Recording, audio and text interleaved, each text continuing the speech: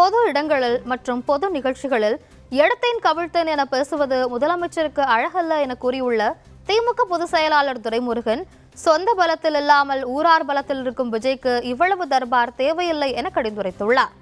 ஒரு முதலமைச்சருக்கு ஸ்தானத்தில் இருப்பவருக்கு பேச்சிலே ஒரு கண்ணியம் இருக்க வேண்டும்.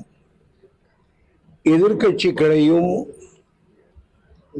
அரவணைக்கின்ற அல்லது அனுசரணையான ஒரு பேச்சு பேசுவதுதான் இதுவரையிலே முதலமைச்சர்கள் பேசியதை நான் கேட்டிருக்கிறேன்.